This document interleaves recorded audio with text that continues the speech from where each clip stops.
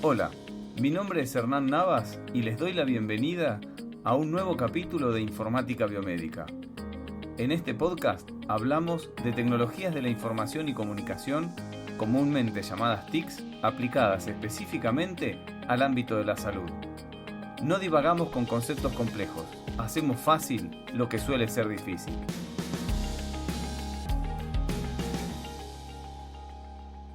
En este podcast vamos a hablar del uso de estándares como un camino hacia la interoperabilidad.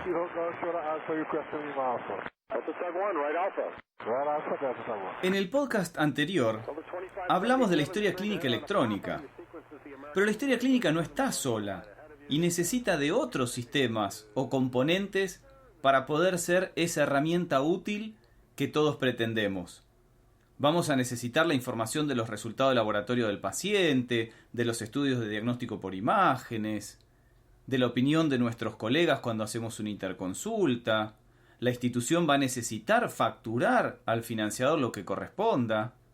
Y sabemos que algunos de estos sistemas no son tan modernos como el resto. Es más, algunos son muy antiguos. ¿Cómo vamos a hacer entonces para comunicar información entre componentes o sistemas que son tan diferentes? La respuesta es simple, utilizando estándares. Outstanding, gentlemen. Thank you very much, Delta 691. Para entender bien cómo podemos hacer para conectar sistemas o componentes que son diferentes, nos vamos a plantear tres objetivos. El primero, entender qué es un estándar, cómo se genera y para qué sirve. El segundo, reconocer la diferencia entre los distintos niveles de interoperabilidad y para qué sirven. Y por último, comprender la necesidad y utilidad que tienen los estándares en la comunicación de información en salud.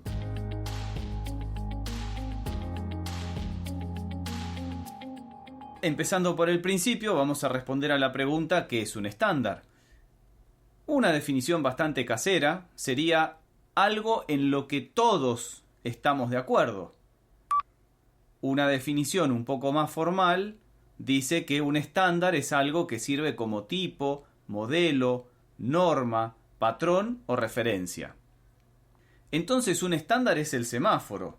Rojo, nos paramos. Amarillo, atención. Verde, seguimos. Muy bien, un estándar aceptado mundialmente. Otro estándar podrían ser los números de los servicios de emergencia. 911, what's your emergency? Pero fíjense qué curioso. No todos los países utilizan los mismos números para llamar a los servicios de emergencias. Y en el caso de Argentina, que miramos tanto a Estados Unidos y sus películas y sus series, fíjense que originalmente nuestros teléfonos de los servicios de emergencias era el 100 para los bomberos, el 101 para la policía y el 107 para el SAME, pero muy poca gente lo conocía. Y todo el mundo repetía el 911, el 911, el 911 de las películas americanas. Es por eso que hace unos años se buscó descentralizar estos servicios de emergencias en un solo número que es el que todos de alguna manera conocemos y reconocemos fácilmente, el 911. Otro estándar podrían ser los enchufes. Pero no todos los países utilizan el mismo tipo de enchufe. De hecho, hay por lo menos 12 tipos de enchufes diferentes, con lo cual, si ustedes van a viajar al exterior, si van a viajar a otro país, les recomiendo que revisen cuál es la tensión, porque inclusive ni siquiera todos tienen 220 voltios, que averigüen cuál es la tensión en ese lugar y qué tipo de enchufe utilizan, porque probablemente van a necesitar comprar un adaptador. Otro estándar podría ser el sistema métrico decimal. Todos conocemos las unidades de medida del sistema métrico, los metros, los litros, kilos. Pero fíjense qué curioso que no todos los países del mundo utilizan el sistema métrico decimal. Un país que no lo utiliza es Estados Unidos. Estados Unidos utiliza un sistema totalmente distinto que se denomina sistema imperial o sistema anglosajón de unidades de medida. Y esto sería solamente un comentario al pasar si no tuviéramos en cuenta que en el año 99 la NASA, la National Aeronautic and Space Administration, That's one small step for man, one giant leap for mankind. tuvo un incidente bastante bochornoso donde una sonda que pensaba orbitar el planeta Marte se desintegró por haber entrado demasiado rápido a la atmósfera. ¿Y qué fue lo que sucedió? Se dice que el error lo cometieron por tener dos equipos de trabajo diferentes dentro del mismo proyecto sin utilizar precisamente un estándar. El equipo que estaba en tierra utilizaba el sistema métrico decimal, pero el equipo que programó la nave lo había hecho con el sistema anglosajón. Y no había un traductor en el medio que pasara las unidades de medida del sistema métrico al sistema anglosajón. Esto le hizo perder a la NASA más de 120 millones de dólares el hecho de no haber seguido un estándar. Decimos que no seguir un estándar va a traer consecuencias negativas a corto, mediano o largo plazo.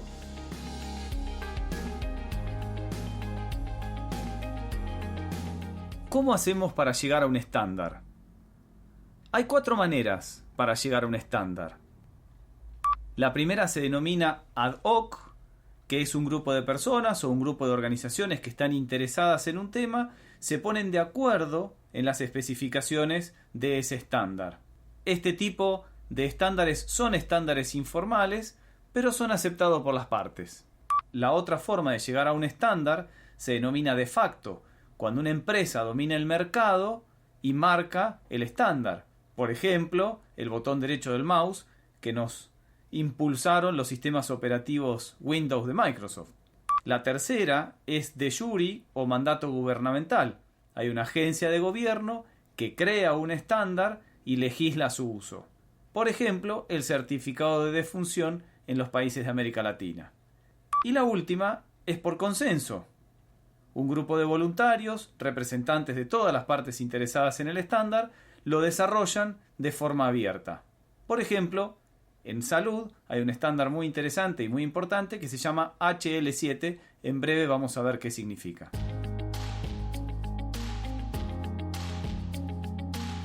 ¿Cómo hacemos para comunicar sistemas? Todavía recuerdo la primera red casera que armé con un amigo para poder jugar al Doom, al Command & Conquer, o inclusive más adelante al Quake, donde era bastante complejo, porque en realidad las computadoras las conectábamos por el puerto de la impresora, que las impresoras tenían un puerto paralelo, que era un puerto bastante largo, con un montón de pines, y había que conseguir un cable muy especial, pero las máquinas tenían que ser iguales. En aquel momento, para lograr esa interoperabilidad y poder jugar al Doom, no podíamos jugar una máquina con Windows y una máquina con Linux. Las dos máquinas tenían que tener Windows, las dos máquinas tenían que estar configuradas de la misma manera y las dos máquinas tenían que tener el mismo cable de comunicación. No es como ahora que uno puede conectar estos sistemas viejos o estos sistemas antiguos o estos sistemas basados en otras tecnologías con sistemas muy modernos. En aquel momento era bastante complejo, era muy frustrante, porque a veces eran intentos fallidos hasta que en algún momento lográbamos la comunicación, pero hoy es fácil conectarlos, y más si utilizamos estándares. Ya dijimos, cuando hablamos de la historia de los sistemas de información dentro de las organizaciones de salud, comentamos que todos habían comenzado por la capa administrativa, sistema de turnos, agendas, admisión, farmacia y todos aquellos relacionados con la gestión contable y financiera. La gran mayoría de estos sistemas o de estos componentes todavía se encuentran funcionando en la mayoría de las instituciones de salud. ¿Y qué vamos a hacer cuando empecemos a informatizar la capa clínica? ¿Cambiamos todos los sistemas previos que existían en la organización? En general es bastante difícil. Lo más probable es que dejemos los sistemas como están y tratemos y le busquemos la manera para integrarlos al resto de los componentes y sistemas más modernos. ¿Se puede? Sí, se puede. En la mayoría de los casos se pueden conectar estos sistemas o componentes antiguos a los sistemas más modernos, pero siempre es importante evaluar el costo y el tiempo que van a ser necesarios para hacer todas las adaptaciones que hagan falta. Lo que sucede es que muchas veces, al ser sistemas tan antiguos, ni siquiera se dispone de la documentación suficiente y hay que realizar ingeniería reversa para ver de qué manera se pueden comunicar esos sistemas con el resto de los sistemas. Y en general eso no es una tarea fácil, demanda mucho tiempo y eso también tiene un costo. Pero nos tiene que quedar claro que es imprescindible para que todos estos componentes que hablamos cuando comentamos toda la anatomía que tienen los sistemas de información y describimos sus 10 componentes, es imprescindible que para que nuestro sistema funcione, los componentes puedan dialogar entre sí. Estos componentes tienen que intercambiar información y tienen que usar la información intercambiada. ¿Y cómo funciona esto? Vamos a conversar sobre un ejemplo bastante tradicional y bastante práctico para entender la comunicación que hay entre los sistemas informáticos. Imaginemos algo de nuestra vida cotidiana, como es un teléfono celular. Tenemos la última versión de uno de estos teléfonos de alta gama, un Samsung, un teléfono de Apple, cualquiera, y hacemos un llamado telefónico a un amigo nuestro que tiene un Nokia 1100. Para los que no lo conocen o no lo recuerdan, es un teléfono bastante antiguo, de principios del año 2000, que tenía una linterna. Digamos, lo práctico que tenía ese teléfono, que tenía una linterna, era un teléfono bastante duro, bastante difícil de romper, era muy resistente, y nuestro amigo resulta que tiene este teléfono, le permite la comunicación mediante voz y la comunicación mediante SMS. ¿Qué pasa si nosotros marcamos el número de teléfono de nuestro amigo? ¿Podremos comunicarnos con su celular? Sí, y él nos va a poder atender y vamos a poder conversar sin ningún tipo de problemas. ¿Por qué? Porque se cumple un estándar. Y entonces acá lo que empezamos a hablar es de la comunicación entre los sistemas informáticos y podríamos decir que este es el nivel más básico, donde nosotros con un teléfono nuevo llamamos a un teléfono viejo y el teléfono viejo suena y se puede contestar la llamada. Para nosotros esa sería la interoperabilidad más básica, que es la interoperabilidad técnica o funcional. Cuando un sistema puede enviar información a otro sistema y el segundo sistema tiene la capacidad para recibirla. Desde nuestro teléfono marcamos y nuestro amigo, que tiene un teléfono mucho más antiguo que el nuestro, suena. Ese es el primer tipo de interoperabilidad. Pero ahora resulta que nuestro amigo atiende y hablamos y conversamos y organizamos una fiesta, organizamos una salida o lo que sea. Ese es el segundo tipo de interoperabilidad. Esa es la interoperabilidad semántica, donde los sistemas, que vendríamos a ser nosotros, pudimos intercambiar información y procesar la información intercambiada. Ahora, ¿qué pasa si del otro lado nos equivocamos cuando marcamos el número de teléfono y en realidad, en vez de atendernos nuestro amigo, nos atiende un francés, o nos atiende un ruso, o nos atiende un chino, y nosotros no hablamos ni francés, ni ruso, ni chino? No lo vamos a entender, a pesar de que los sistemas técnicamente se puedan comunicar, porque tendríamos el primer nivel de interoperabilidad, que es la interoperabilidad funcional. Nos estaría haciendo falta el segundo nivel de interoperabilidad, que es la semántica, que es la capacidad para poder intercambiar e interpretar la información intercambiada. Eso, tan sencillo, explicado en una comunicación telefónica mediante tecnología celular, desde un teléfono nuevo hasta un teléfono más viejo, es lo mismo que la interoperabilidad entre los componentes de un sistema de información o los subsistemas dentro de un macrosistema en un sistema de información. Los sistemas necesitan poder intercambiar información, que sería la interoperabilidad funcional, pero por supuesto que con eso no nos alcanza. Nosotros necesitamos que exista la capacidad de ambos sistemas de recibir la información, de interpretarla, de procesarla y eventualmente de devolver. Y esa es la interoperabilidad semántica.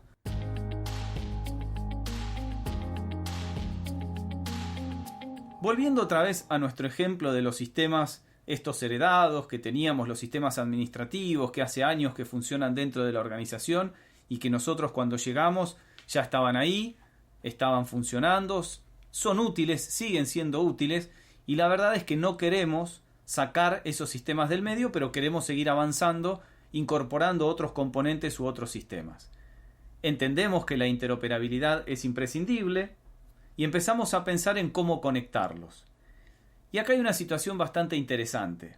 Si nosotros tenemos dos sistemas que necesitamos que dialoguen, vamos a tener que armar una conexión entre ellos. La conexión se llama interfaz o interfase, que son los protocolos de comunicación y la infraestructura necesaria para que estos dos equipos se comuniquen.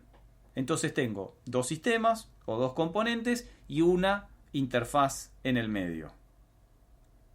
Ahora, ¿qué pasa si yo tengo tres sistemas? Tengo el sistema A, el sistema B y el sistema C.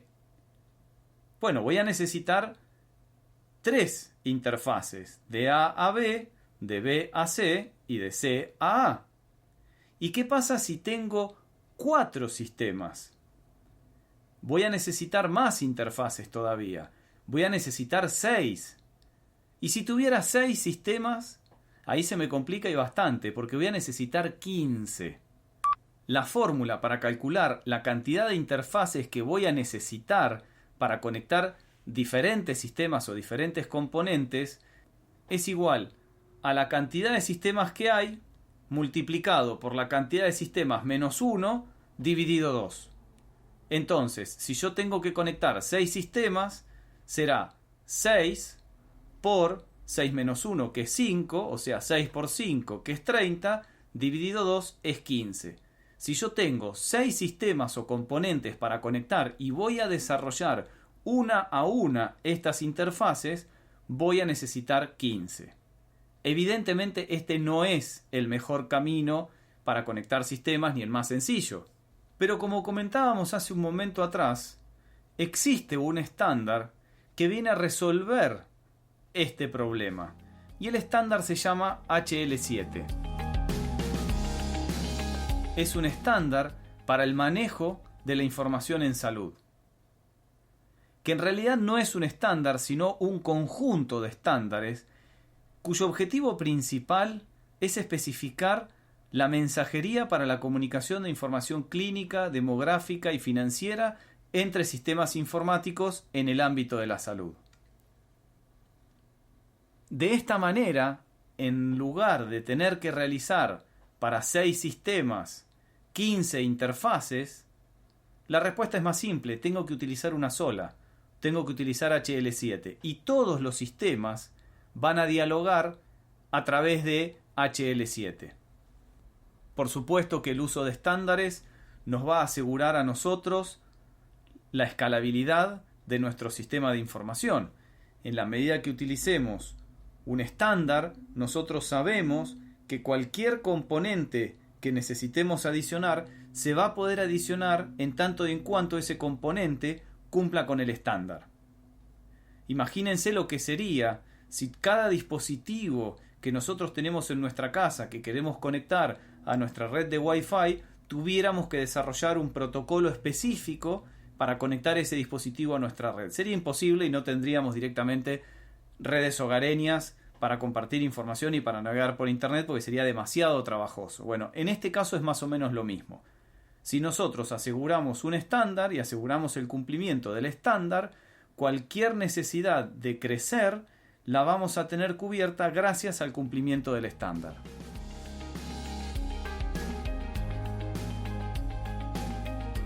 Ahora, como dijimos al principio, que yo pueda enviar y recibir información no garantiza que haya una comunicación efectiva entre estos sistemas o componentes.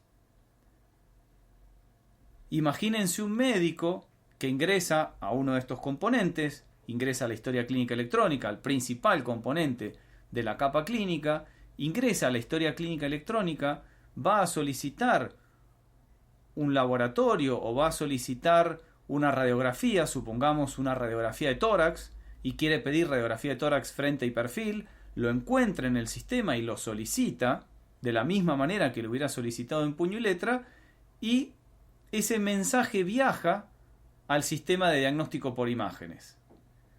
Pero en el sistema de diagnóstico por imágenes, la descripción de las prácticas es otra completamente diferente. Porque eso que hablamos recién era el lenguaje médico. El médico pide radiografía de tórax frente o radiografía de tórax perfil.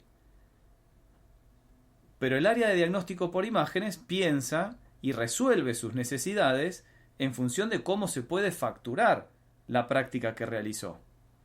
Entonces, si miramos cómo se facturan esas prácticas y cómo se llaman esas prácticas, se llama radiografía de tórax primera exposición y radiografía de tórax por exposición subsiguiente. El médico pidió radiografía de tórax frente y radiografía de tórax perfil, pero el sistema de diagnóstico por imágenes llama a las radiografías de tórax de otra manera: radiografía de tórax primera exposición y radiografía de tórax por exposición subsiguiente.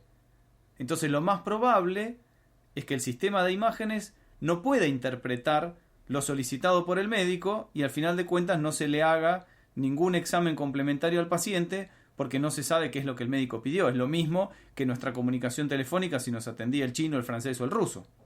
Es imprescindible que además de enviar y recibir información, los sistemas la puedan interpretar. HL7 nos resuelve una parte del problema, HL7 nos ayuda a no tener 15 interfaces para 6 sistemas, pero no nos termina de ayudar con respecto a cierta parte del contenido de esos mensajes. ¿Cómo se llama la práctica que nosotros estamos solicitando? Dentro de la interoperabilidad semántica o sintáctica, que dijimos que es la capacidad que tienen los sistemas para interpretar esa información que recibieron y poder procesarla, encontramos que hay dos inconvenientes que son los más comunes. El primero tiene que ver con el orden en el que se escriben las variables de un mensaje. Volvemos a lo mismo. El sistema A o el componente A envía un mensaje al sistema B o componente B. Supongamos que la descripción de la práctica, esto que hablábamos de la radiografía de tórax, es correcta para ambos sistemas. Pero en el sistema receptor, en esa porción del mensaje esperaba el número de documento del paciente. Pero nosotros en ese lugar, en la historia clínica, por ejemplo, tenemos el dato del código de la práctica que se está solicitando. Entonces, si no nos ponemos de acuerdo en cómo va a ser el orden y la estructura del mensaje, difícilmente los sistemas se puedan comunicar.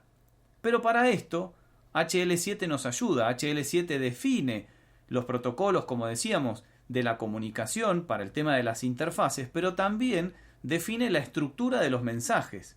¿Qué va primero? ¿Qué va después? ¿Cómo se separan los espacios, los puntos, las comas, los valores, los campos? Todo muy bien detallado. Entonces, el problema que tenemos con el orden del mensaje está resuelto por HL7. El otro problema que tenemos en la interpretación de los mensajes tiene que ver con esto que hablábamos recién, de las distintas formas que pueden tener los sistemas para llamar a un mismo objeto. Y una de las formas más habituales de resolver la diferencia en el nombre de los objetos tiene que ver con el desarrollo de traductores, que en realidad en estos casos se los denomina tablas intermedias. ¿Qué quiere decir? Nosotros sabemos cómo llama el sistema A, por ejemplo, las prácticas de diagnóstico por imágenes. Le solicitamos a diagnóstico por imágenes que nos diga cómo llaman ellos a las prácticas, y lo que hacemos es armar una relación entre las dos, donde decimos, para esta práctica dentro de la historia clínica, en realidad en el sistema de diagnóstico por imágenes, la práctica que vas a hacer es esta otra. Eso se denomina tabla intermedia. Eso nos permite conectar sistemas, pero estamos en lo mismo que las interfaces, porque en cada sistema que nosotros conectemos o con cada sistema que nosotros nos vayamos a conectar, vamos a tener que ver cuál es la forma que tiene de llamar a los objetos y vamos a tener que estar armando estas tablas de traducción, estas tablas intermedias, donde vamos a relacionar la información, por ejemplo, de la historia clínica con el laboratorio, de la historia clínica con diagnóstico por imágenes, de la historia clínica con endoscopía, de la historia clínica con el sistema que sea.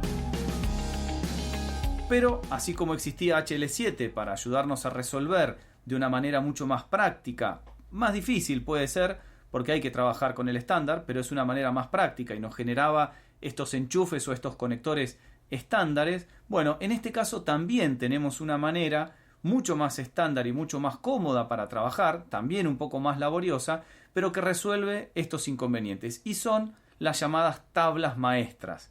La tabla maestra es un diccionario unívoco que va a ser utilizado por todos los componentes de nuestro sistema de salud. Existe una única tabla en la base de datos con los nombres, por ejemplo, de las prácticas de diagnóstico por imágenes. Y todos los sistemas y todos los componentes que integran nuestro sistema de información se van a referir a los valores de esa tabla cuando hablen de diagnóstico por imágenes. Lo mismo que si tenemos una tabla de laboratorio, lo mismo si tenemos una tabla de las personas, de los pacientes. No va a hacer falta generar tablas intermedias, porque la tabla es una sola, está en un solo lugar, y todos los sistemas y todos los componentes consultan sobre la información registrada en esa tabla. ¿Y cómo se crean las tablas maestras? Bueno, es bastante simple. Lo que tenemos que hacer es responder a varias preguntas referidas a cualquier acto médico o asistencial. Por ejemplo, deberíamos responder ¿quién es el paciente? Y esa será la tabla maestra de pacientes. ¿Qué tenía el paciente? Puede ser una tabla maestra de diagnósticos. ¿Qué procedimientos le hicieron o qué prácticas le hicieron a ese paciente? Y tendremos nuestra tabla maestra de prácticas. ¿Qué descartables utilizamos? La tabla maestra de descartables. ¿Qué medicación se le administró? La tabla maestra de medicamentos. ¿Dónde se realizó ese acto asistencial? Y tendremos la tabla de lugares. ¿Quién fue el profesional que hizo ese acto asistencial? Y tendremos nuestra tabla maestra de profesionales. ¿Cómo le pago? ¿Qué prepaga tenía el paciente? En fin, en la medida que nosotros respondemos a todas esas preguntas relacionadas con el acto médico, vamos desprendiendo los nombres de las tablas maestras y almacenamos en un único lugar los financiadores, en un único lugar las personas, en un único lugar los lugares, en un único lugar las prácticas, en un único lugar los medicamentos. Y de esta manera no tenemos que estar generando tablas intermedias cada vez que queremos conectar un sistema o un componente a nuestro sistema de información.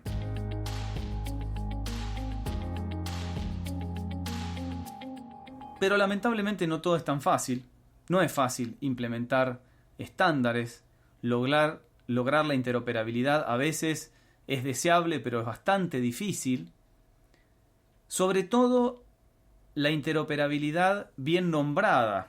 Esta interoperabilidad escalable que planteábamos al principio, porque la realidad va a ser que dentro de nuestro sistema de información los datos y la información va a fluir. Si no, hay algo que no está funcionando. Si nosotros estamos implementando el componente de historia clínica, estamos implementando el componente de soporte a la toma de decisiones y no se conectan con el componente administrativo, hay algo que hicimos mal.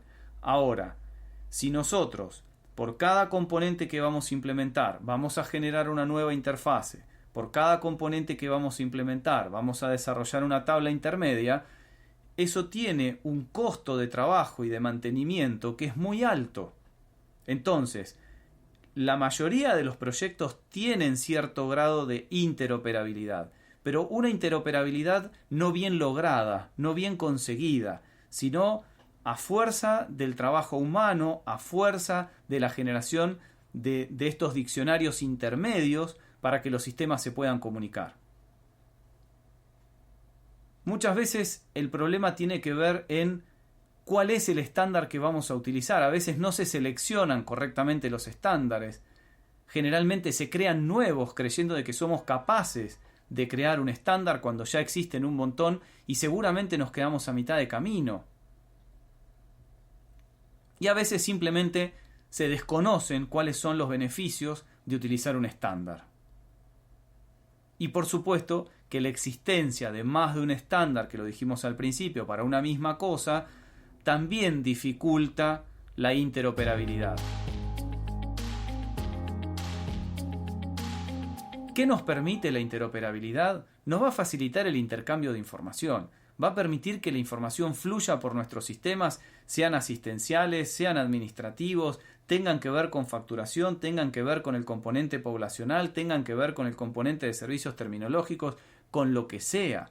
Le van a dar al profesional asistencial la información que necesita para tomar las mejores decisiones con respecto a nuestro paciente, porque no se va a perder nada, porque van a estar todos los datos ahí interpretados y procesados por nuestro sistema.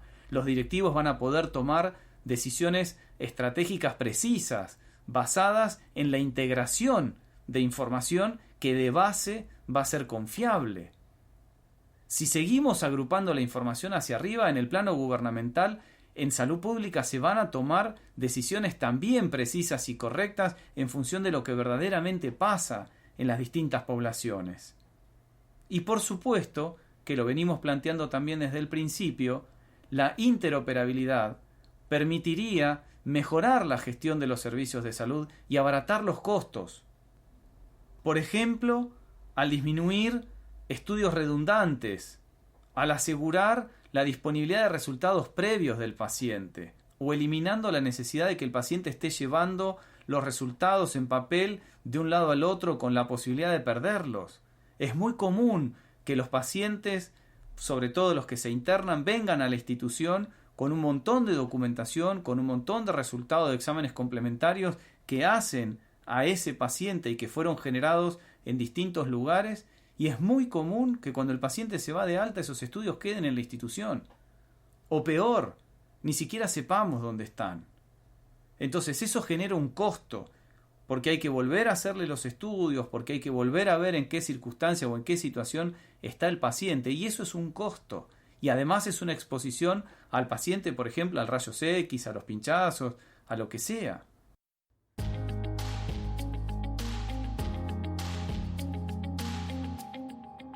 But there is one more thing. ¿Qué otra utilidad tiene un estándar? Bueno, prácticamente fuera de programa, les vamos a contar para qué otra cosa sirve también un estándar, que lo vamos a desarrollar más adelante cuando hablemos de la gestión de la calidad. Pero un estándar sirve para la evaluación. No hay un proceso de evaluación si no hay estándares. ¿Y qué es evaluar? Una definición típica de evaluar sería medir el valor de una actividad o de un objeto. Algunos dicen que es una rama de la investigación dada por la aplicación del método científico para determinar, por ejemplo, lo bien que se está llevando a cabo una actividad. ¿Y qué es medir? Bueno, la medición es la recopilación y el análisis de los datos que muestran el desempeño y sobre los cuales se van a ejecutar juicios de valor. ¿Qué características tiene que tener una medida para ser buena? Tiene que tener contenido informativo, o sea, tiene que aportar información clarificadora para tomar mejores decisiones. Tiene que ser fiable, es decir, debe producir el mismo resultado cada vez y todas las veces que se utilice. Tiene que tener validez, tiene que medir lo que se requiere medir.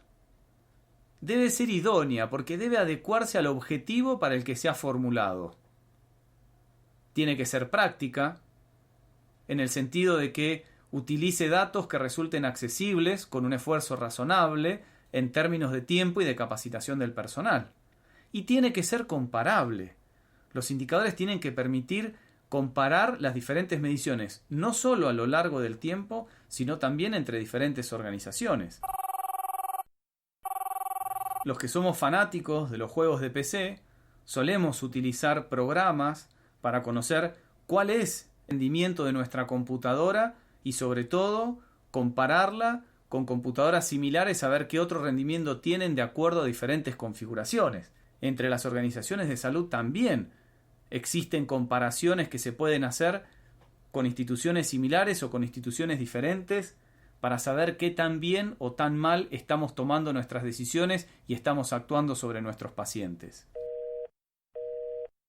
La evaluación nos va a permitir recoger todos los datos que necesitamos para determinar cuál es la estrategia más apropiada para alcanzar el resultado que queremos de entre todas las estrategias que existen. Es muy importante medir. No se puede cambiar aquello que nosotros no conocemos, que no hemos medido. Lo que no medimos, como no medimos, no sabemos lo que sucede. Es un componente esencial para la gestión. Y para cerrar, tengamos presente que la evaluación no es simplemente un ejercicio intelectual, sino que se hace con el fin de recoger datos útiles para resolver problemas o para llevar a cabo acciones dentro del proceso de toma de decisiones. Constantemente las organizaciones de salud necesitan saber dónde están, para saber si están yendo por el camino correcto.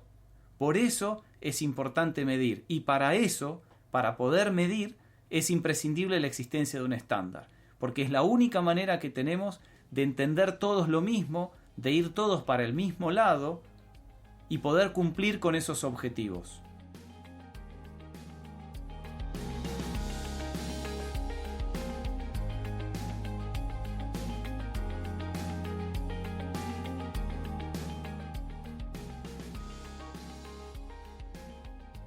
En este podcast hablamos sobre qué era un estándar, esto en lo que nos poníamos de acuerdo en mayor o menor grado de medida, vimos cómo se generaba, aprendimos que había 4 formas, hablamos también de los diferentes niveles de interoperabilidad. Recuerden el ejemplo del teléfono celular último modelo comparado con el teléfono celular más antiguo que ustedes conozcan. Vamos a poder establecer la llamada, vamos a poder hacer que desde el sistema más moderno al sistema más antiguo la comunicación se efectúe o el teléfono suene. Pero ese es el primer nivel de interoperabilidad. El segundo es que la información se comparte y se utilice. Recuerden que en el primer nivel, cuando hablamos de la interoperabilidad funcional, dijimos que eran imprescindibles las interfaces, pero que en realidad, para comunicar los sistemas, más que utilizar diferentes interfaces para distintos sistemas, era mucho más práctico utilizar HL7, que de esa manera nosotros utilizábamos un estándar para comunicar la información dentro de todos los sistemas y componentes de nuestro gran sistema de información. Y la segunda interoperabilidad, la interoperabilidad semántica, era la capacidad de los sistemas de interpretar la información. Recuerden la comunicación cuando nos atendía alguien que hablaba un idioma completamente diferente al nuestro. Y que el problema básico que teníamos en ese tipo de interoperabilidad eran los diccionarios, era la forma en la que se llamaban las cosas. Y que para eso la mejor solución eran las tablas maestras. Y por último, que los estándares se utilizan para evaluar, para poder medir, y las organizaciones de salud se miden y se comparan. En el próximo podcast vamos a hablar de la necesidad de la codificación. ¿Por qué hay que representar el conocimiento médico en los sistemas de información?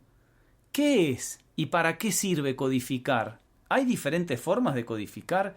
¿Qué son las terminologías, los tesauros, las nomenclaturas, las clasificaciones, los agrupadores? ¿Qué es todo eso? ¿Hay diferentes tipos de codificación? ¿Es imprescindible codificar para poder utilizar la información almacenada? Todos estos interrogantes y muchos más los vamos a resolver en el próximo podcast. No nos dejes solos. Escuchanos.